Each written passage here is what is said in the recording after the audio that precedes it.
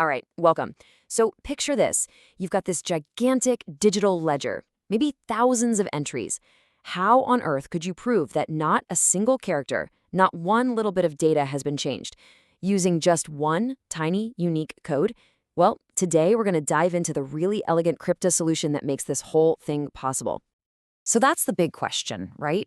A single block in a blockchain can be stuffed with a huge number of transactions. Trying to secure every single one individually, man, that would be an absolute nightmare, so inefficient. Instead, the entire collection gets secured by one single incredibly powerful hash. But how does that even work? And the answer is something called the Merkle Root. The best way to think about it is exactly like a fingerprint. You know how your fingerprint is totally unique to you? Well, the Merkle Root is a unique digital fingerprint for the entire set of transactions inside a block. It's one fixed size code that perfectly represents a potentially massive amount of information. Okay, so let's get into the weeds and actually see how this fingerprint gets made. Now, this isn't some kind of black magic. It's actually a super logical bottom-up process, and it's what we call deterministic, which is just a fancy way of saying it gives you the exact same result every single time if you give it the same inputs. It all kicks off at the bottom with all the individual transactions. First up, every single transaction gets zapped through a hashing function.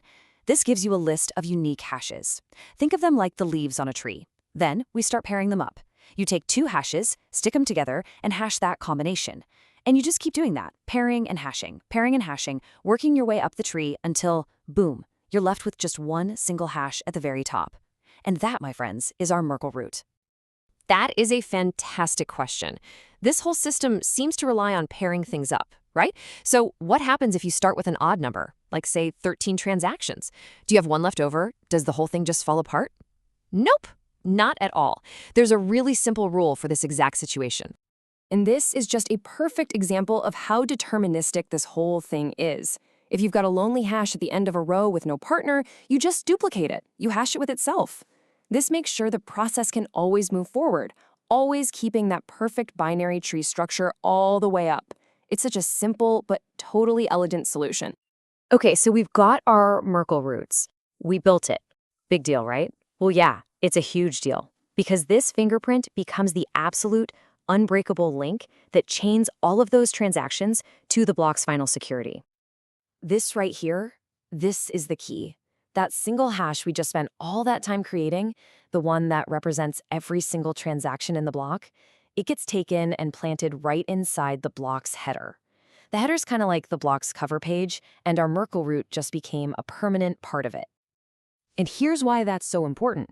Because it's now part of that header, it becomes a key ingredient for the miners doing their proof of work. See, they're trying to find a valid hash for the entire header, which now includes our transaction fingerprint. This basically locks the whole body of transactions into the mining puzzle itself. So get this, the bottom line is, if anyone, and I mean anyone, tries to mess with even one tiny little bit in a single transaction buried deep inside that block, that change is going to ripple all the way up the Merkle tree. The final Merkle root will be completely different. And that, in turn, changes the block header, which completely invalidates the original proof of work. The tampering would be spotted instantly by everyone. The security here is just immense. You know, the idea of a Merkle root is pretty universal in this space. It's a fundamental concept. But the exact tools, the specific algorithms used can be different from one protocol to another. So let's do a quick comparison and look at two big ones, Bitcoin and Kaspa, and see how they do things. So even though they're both building a Merkle tree, the hashing algorithms they use are a little different. Bitcoin, as you probably know, famously runs its transaction data through the SHA-256 algorithm twice. Kaspa, on the other hand, opts for a different one called Blake2B. Two different cryptographic tools, but they're both doing the exact same job, creating that super secure fingerprint for all the transactions. Okay, so let's just bring it all back home and recap what we've learned. The Merkle root is that one single, fixed-size code that lives in the block header. But it's not just a summary. The term here, cryptographic commitment, is perfect. It's a promise, written in math and locked in by proof of work, that the body of transactions is exactly what it claims to be. And that really leaves you with this one big, kind of mind-blowing thought, doesn't it? This one elegant, totally deterministic process creates a single hash, And that hash lets anyone, anywhere in the world, verify a massive amount of data with total, complete certainty. It is a cornerstone of how a decentralized network, with no central boss, can agree on a single truth.